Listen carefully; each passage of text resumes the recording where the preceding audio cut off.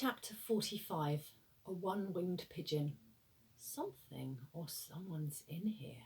I know it, whispered Matron as her torch threw light on the darkest corners of the room in the hospital basement. Looks like a load of old junk to me, replied Mr. Fuse. Let's move on.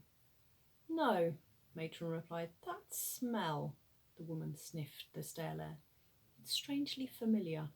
As he crouched in the porter's cobbled wardrobe, Tom had the strangest sensation. It felt as if his little finger was being nibbled. When he looked down, he saw that it indeed was. His finger was being nibbled by a pigeon. Without thinking, the boy shook his hand to get the creature off him. This sent the poor pigeon skimming across the floor. Squawk! squawked the bird. Yeah! screamed Matron. It's just a pigeon, said Mr. Fuse.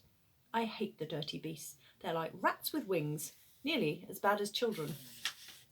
Now can we please move on? asked the headmaster. Yes, she replied. I must inform the maintenance department to shoot that blasted creature at once. I would love to come down myself with a bucket and drown it, but sadly, I just don't have the time. That's a shame, mused the headmaster. That would have been a pleasure. I am so pleased the way you feel the same way as me, Mr. Fuse. I do love a touch of cruelty. There is nothing more enjoyable. I like to be cruel to my pupils at St. Willet's. That keeps them under my complete control. Any letters sent from the family members I burn before they reach the boys. Tom's parents wrote every week, but I put their letters straight onto the fire. Tom couldn't believe what he was hearing.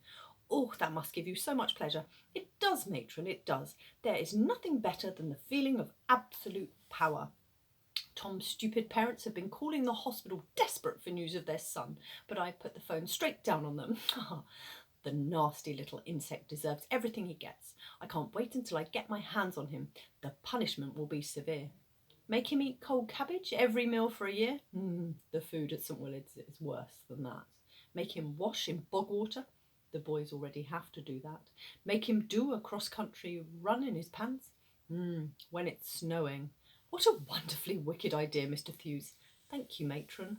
There's no time to lose. We must find that boy now. Let's split up. You check the deep freeze, Mr. Fuse. Some of the children were in there the other night. Right away, Matron. And I will check the boiler room. Do shout if you find the little worm. Oh, I will. The pair turned round, and with the nurse in tow, they rushed off to continue their search. When the sound of all their footsteps was distant, the porter emerged from under the mattress. What an evil pair, said Tom, his heart racing. They're as bad as each other, replied the porter.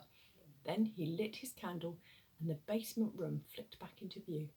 To Tom's surprise, the man rushed over and scooped up the stunned bird in his hands. What did you have to do that to Professor Pigeon? He whispered. Professor Pigeon? asked Tom, a note of disbelief in his voice. Yes, it's because she's so very clever. She's my pet pigeon, and look, she only has one wing. Tom looked down. Indeed, the bird had a stump where one of her wings should have been. How did she lose it? asked the boy. She was born that way. Her mother turfed her out of the nest just after she'd been hatched. That's cruel. That's what animals do. She was the runt of the litter, I suppose, just like me. Tom listened as the man stroked his pet pigeon, which cooed in pleasure. What do you mean? Well, I was only a few hours old when my mum left me on the steps of this hospital. I'm so sorry. She left me here in the middle of the night, so no one saw her face. So you have no idea who your mother is? Or was, no, but I forgive her, and I miss her too, though I never knew her. Why did she leave you here? I suppose Mum hoped I would be looked after better here at a hospital. Maybe she thought the doctors and nurses could help me and do something about this. The porter pointed to his misshapen face and tried to smile through the pain. I am so sorry, said the boy.